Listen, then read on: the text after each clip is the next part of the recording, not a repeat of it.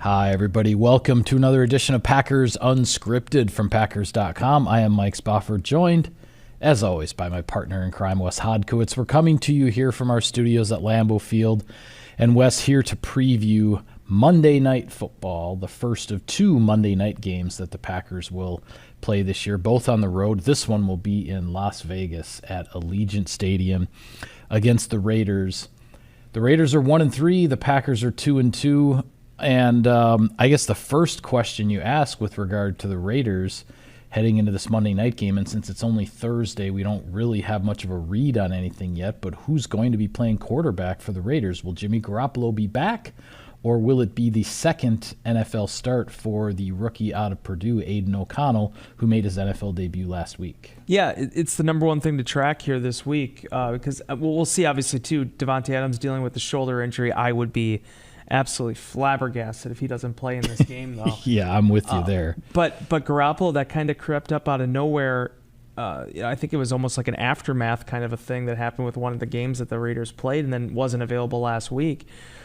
It led to O'Connell getting his first start, and realistically, it hasn't really mattered who the quarterback's been for the Raiders. They've had some issues there offensively. They have not been able to run the ball very well. They've given up way too many turnovers. I said this in our Insider Inbox column. I mean, defensively, they've been okay. They've been fine. Maxx Crosby is an absolute beast, but they only have one takeaway. And when you have 10 giveaways on offense and you can't get Josh Jacobs going, it's going to be uphill sledding. So whether it's Garoppolo, whether it's O'Connell, the Packers have to pressure the quarterback in this one. This is, I hate to use the term get-right game because you cannot look past any opponent, but this is the type of opponent that I look at the Green Bay Packers on paper and I think to myself, it's on the road, but this is a game the Packers should win. Yeah, I think so too. And you said it with regard to the turnovers, 10-1 through 4 games. I mean, to be -9 after 4 games, that's a stark statistic. And certainly the Packers have to keep the Raiders, down in the dumps, so to speak, with regard to that statistic. But you talk about a get right game, and it's not something you want to overplay in the National Football League. But we suggested this a little bit on our last show. The Raiders offensively are going to look at this as their potential get right game with regard to Josh Jacobs, the NFL's leading rusher last year, who has not been able to get going this season, and the Packers have had their struggles against the run, allowing 200-plus rushing yards to 2 of their first 4 opponents. Jacobs averaging just 2.7 yards per carry through 4 games, which is a noticeably low number for a guy with his production. Packers have talked about adjusting some things schematically and whatnot to defend the run better. That's really going to be, I think, a big secondary storyline, maybe you say, aside from the turnovers with regard to the Raiders here, is Josh Jacobs and Raiders trying to get him going, and the Packers trying to get their run defense fixed. Well, and it's going to be in front of a national TV audience on Monday night. And it's the cat and mouse game that the Raiders were trying to play here. They've been doing this for the last year, where it's Josh Jacobs in your backfield, Davante Adams on the perimeter. Where are you going to deploy your safeties? Where are you going to give attention? And Adams is just a complete mind boggle because you could put 2 defensive backs on him. We've seen 3 people on him, and Tay still finds a way to get open. Yeah, he likes to count them. To see how many people are guarding him. But the way I count them is, well, if you have 3 people back on number 17, right, you have 8 others that are responsible for the other 90% of the field. And right. That's where I thought Josh Jacobs, that complement of one another really helped them last year, having the seasons that they had. But Jacobs had the holdout. He obviously felt some type of way about his contract and how he wanted to be paid. And like a lot of these running backs working through that, he finally comes back. And this just hasn't been able to get back on the tracks. I'm fully aware of this because he's on my fantasy football team. And I'm also off to a 1-3 start to this season. So We're doing great right now. Well, there you go. But I will say this, though, Michael. The Green Bay Packers have to be up for this matchup, and they have to look at Josh Jacobs as the threat that he was last season. Yes. And being able to contain him, whether that is Rudy Ford or Darnell Savage being in the box, whether that is, Devondre Campbell, if he's not out there, and it's Isaiah McDuffie running with Quay Walker, the Packers have to find a way to clog the holes, because whether they got stretched against Atlanta or they kind of got bulldozed a little bit against Detroit, Green Bay has just had a hard time getting hats to the ball, and that has to change. Or Josh Jacobs will very seriously make you pay for that. Yeah, I think so. That is definitely a top priority here for the Packers. You said it earlier within the context of it doesn't seem to matter who's playing quarterback for the Raiders. Their offense has just kind of been what it's been this year. And Davante Adams continues to prove that it doesn't matter who's throwing him the football. I mean, 33 catches, 397 yards, and 3 touchdowns through 4 games. By the way, Davante Adams is just on pace for another 1,600-yard, 15-touchdown season here for an offense that is, hasn't found its way yet. I mean, what Davante Adams you and I know this. I understand, Adams. He left Green Bay on good terms. He had his own reasons for wanting to go. The front office accommodated him. The Packers made the best they could out of the trade. And Davante Adams has said in certain public forums that he felt he needed to prove he could be who he was, without Aaron Rodgers, without a Hall of Fame quarterback, all that. Well, those of us who were here knew that anyway. I'm not surprised in the slightest what he's done with the Raiders, because look at the second half of 2017.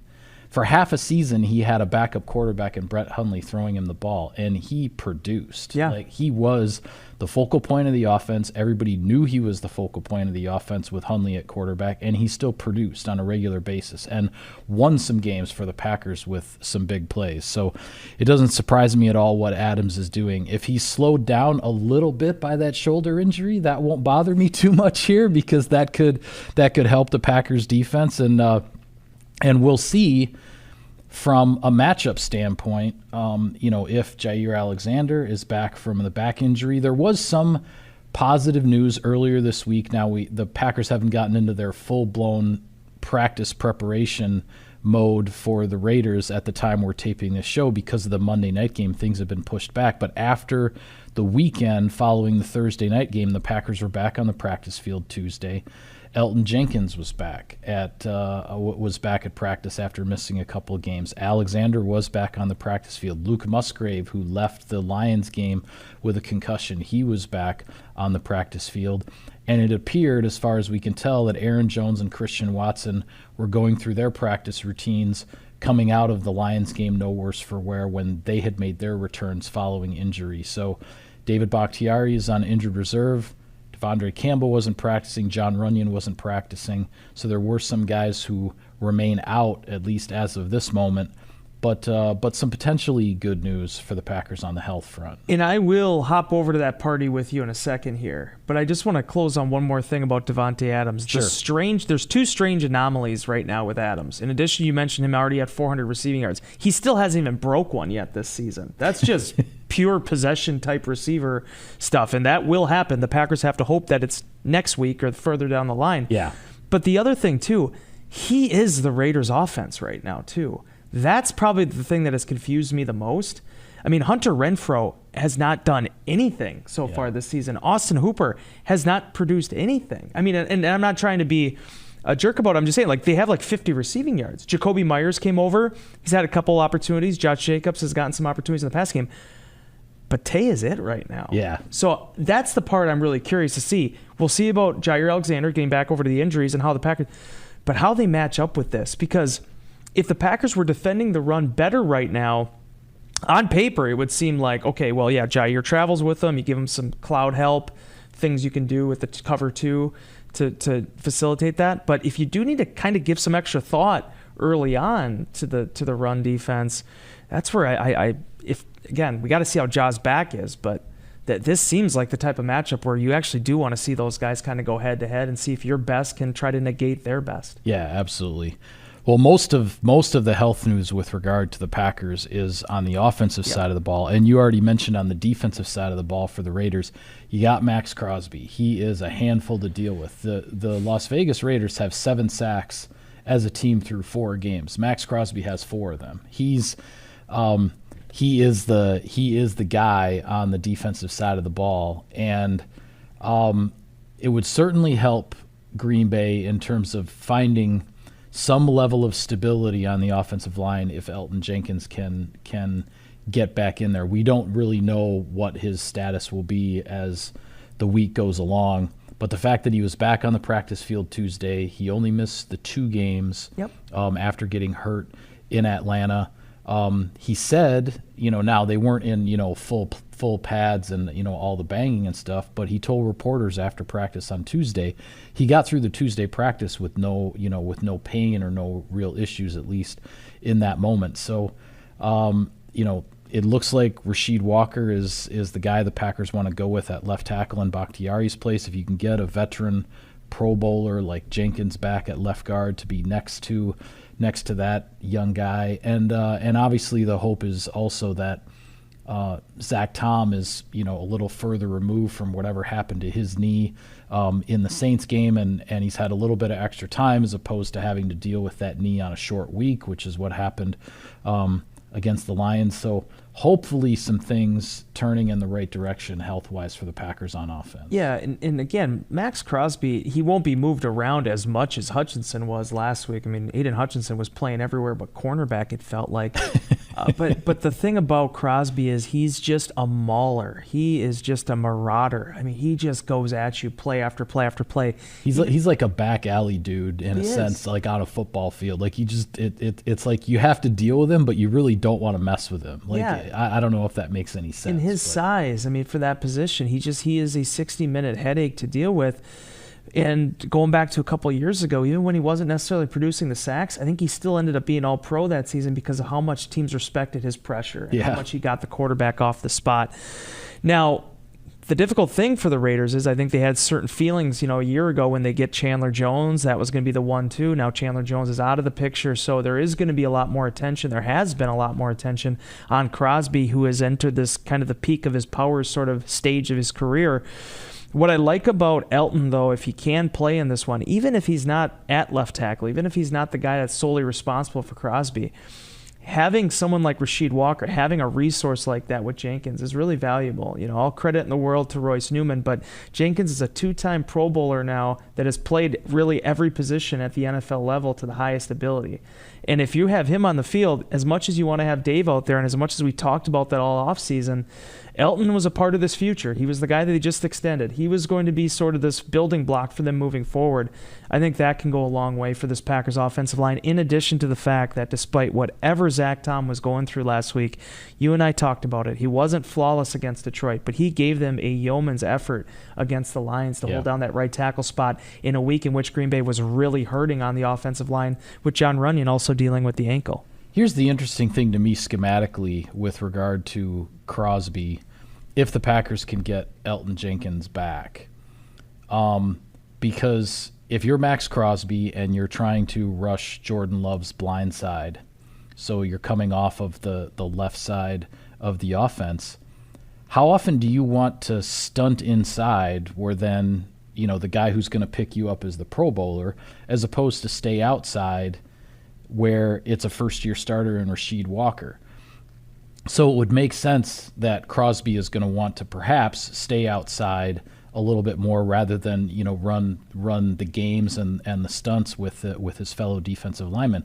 Well, if that's the case, then that helps the Packers zero in on him in a sense. You know what I mean? Like, because as you said, he's not moving around in terms of where he lines up the way Hutchinson did, but they're always going to be doing stunts and games and things like that. And if Elgton Jenkins' presence maybe, just maybe, limits what they want to do there schematically because of the matchup, well then, X's and O's wise, you can figure out how to give Rasheed Walker a little bit of help and protect Love's blind side, and so I think there's there is an interesting piece to the to the chess match there with regard to Crosby. But the other thing with this Raiders defense is, you said it, Wes, 4 games into the season, they have 1 takeaway, 1 interception.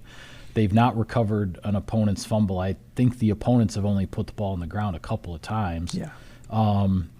It's a defense that has not been able to generate takeaways, and that's something that the Packers have to continue as well. They have to protect the football the way they were protecting the ball in the first couple games of the season. Yeah, and much like, everyone always likes to talk about the Packers and they have all these first-round picks on defense. The Raiders don't have very many at all. And that's a product, I think, of kind of getting out of the Mayock era a little bit and now transitioning into this new spot where they're in a way in which they're trying to compete, but they're also kind of rebuilding. It's like this half-life that kind of the Vikings are in as well.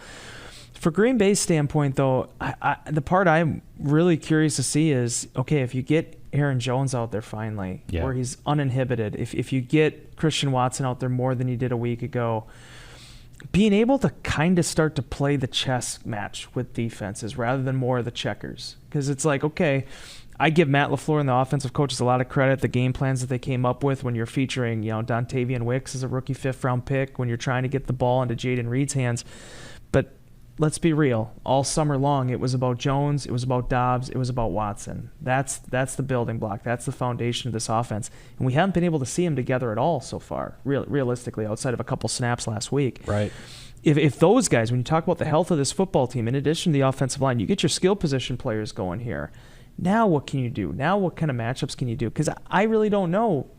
Not knowing every 40 time of the Raiders, I'm not sure how many people can run with Watson in this defense right now. I'm not sure how many people can go sideline to sideline the way that Aaron Jones is going to stretch you. That's the aspect, that's the dimension of this offense that we have yet to see.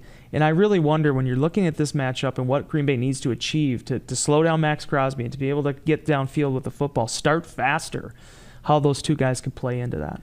Yeah, I think certainly with the way the Packers want to get their running game going as, sort of that best friend for Jordan Love, the boost to the pass protection is going to come from getting the running game. And if you get Elton Jenkins and Aaron Jones back on the field for a full complement of snaps, I think that could potentially do wonders for the Packers running game.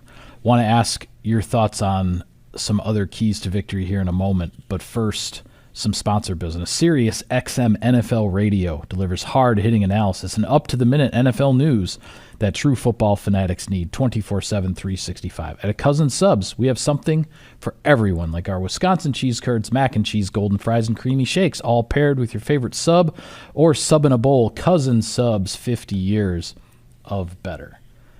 All right, so we've talked quite a bit about the turnover issue, but aside from that, what is at the top of Wes Hodkiewitz's list as far as a key to victory for the Green Bay Packers? It's all the run game, all of it. The Green Bay Packers 30th ranked run defense against, a run offense that hasn't really been very proficient so far against the Raiders, and the Packers run offense as well that has struggled out of the gate without Aaron Jones. How do they handle, I think, the 25th ranked run defense against the Vegas Raiders? We made so much about Jordan Love, and I give Jordan so much credit. The first month of the season, the way he's handled this thing, how he's helped this team get to 2-2. But we never anticipated these fourth quarter comebacks, everything being on his shoulders right away. And that's the way it's kind of worked out. He's been put in a position, some of it himself, some of it some things around him, but the Packers need to be able to take care of business against the run here, because for 2 reasons. One, you have to execute against a Raiders team that there appears to be room to execute against. But 2, the bye week is on the other side of this thing. Packers, I'm sure, will do their cross-the-hall meetings. I'm sure they'll make some corrections. But you want to feel good about where you're at. You want to feel like you're making positive strides. If they come out here and Aaron Jones can put together another performance, doesn't have to touch the ball 80 times, but if he can put together another performance like he did against Chicago in Week 1, if you can get a big explosive play from Christian Watson then that gets generated off of the defense having to pay more attention to Green Bay's backfield, those are the type of things that I think you can kind of give a hang-your-hat identity sort of thing to your offense moving forward. But I said it in inbox, Mike, I'll say it again to close out my point. I think this game is going to be won and lost in the run game. One team's going to win because of it, and one team likely will lose. Yeah, I'm with you there. The only thing I will add to that is the fact that you mentioned Davante Adams hasn't really broken a big one yet this year. that concerns me because a guy like that is always due, right? And he has a 32-yarder, but he doesn't have like that 60-yarder yet. But here's the thing. For all of the focus in the narrative and what the Packers need to do to stop the run, to improve in that area, and they absolutely do. By the same token, what concerns me there is, are there going to end up being more vulnerabilities to give up the explosive plays? And you look at the Detroit game, and I've said this in a couple of different forums already. For as much as the Packers got bulldozed by the run and the Lions racked up, the 200-plus rushing yards, the Lions had 5 explosive plays in the first quarter. 5 explosive plays when the Packers are playing their defense that is supposed to, guard against explosive plays. The Lions had 5 of them in the first quarter that were worth, I believe, 148 of their 194 yards in that first quarter when they completely dominated and took control of the game. The Packers can't, it's a tough balancing act for Matt LaFleur and Joe Barry and everybody who's involved in this, because for everything that you need to do to, as we talked about on our last show, to improve against the run, to take opposing offenses out of that mentality of where, the Packers are just inviting teams to run the ball because they're struggling so much to stop it. You can't suddenly start giving up explosive plays, because that's a recipe for defeat as well. And the Lions didn't take control of Thursday night's game because they ran the ball down the Packers' throats. They ran the ball down the Packers' throats after they took control of the game with explosive plays. 4-minute That's how this happened, and you can't lose sight of that as you move forward here, trying to fix some of the things that are ailing you. We get these nice Microsoft Surface tablets. Thank you, Microsoft. Appreciate you. I didn't even realize this until I was messing around in NFL GIS here. So Packers had 17 interceptions last season. Jair had a big year, All-Pro. Yeah. The Raiders since 2021, how many interceptions do you think they have as a defense? So 2.25 seasons. I don't know. 13 interceptions. In 2.25 seasons? 6, and 1. Wow. That is like, you almost think you'd get a couple of just tip balls or that's something. wild. Yeah, so it's not really been an anomaly. They're off to a slow start with the INTs. They had a hard time getting them the last 2 years too. They're not a defense. They're not a defense that takes the ball away. They do like to pressure the quarterback though, and Crosby Crosby certainly is that guy. Other games, here's the other thing. It'll be very interesting to see Minnesota coming off of its first victory of the season. Now, oh, by the way, you have to go play the Super Bowl champs and the Kansas City Chiefs to try to avoid a 1-4 start as the defending NFC North champions. So a lot of Packers fans have their eye on that on Sunday. Packers had to do it last year too. Yeah. Enjoy it. Yeah. Enjoy that first place. Enjoy that first place schedule in the now 17 game era. But the other thing too, you talked about the Packers. You want to go into your bye week feeling good about some things. You want to go in with victory. Obviously, be 3-2. Nothing's a given in this league, but the Detroit Lions have a Carolina Panthers team that is really, really struggling, and it's by and large, most likely the Detroit Lions are going to be 4-1 after this week. If you're the Green Bay Packers, and if you lose to the Las Vegas Raiders, you are most likely 2 games out of the division lead suddenly after 5 weeks, when you were just tied with the Lions before they came into Lambeau Field. So this game is about getting some things right, about getting a win going into the bye week, but it's also going to be about keeping pace with that Detroit Lions team that is the team to beat in the division. Yeah, the Lions have to be salivating right now, especially the veterans that have been on that team, that have seen them kind of rise up here the last few years from a 3-win team to a team that finally got a winning season last year to now being at the top of the division. In addition to obviously Green Bay, it's going to be a tough matchup. You got to go down there. You got to go on the road, a stadium they've never played in before, take care of business. But then there's Minnesota against Kansas City. Then there's Chicago against a Washington team in Washington that I think is a lot better than teams, that they've been given credit for. I mean, they took the Eagles right down to the wire last week. I mean, I don't know what honestly, I'll say this. I don't know what you're going to get from Washington. Yeah. They got absolutely blown out of the stadium by the Buffalo Bills. Yep. What was it, 37-3 or something like that? And then so they're, a huge underdog on the road against the Philadelphia Eagles, and they take their division rival right to the wire. And, they had a shot to win if they go for 2 on that last second touchdown pass. But not only that, they were beating the Eagles for a good portion of that game, and then had to score a touchdown at the end to force the overtime.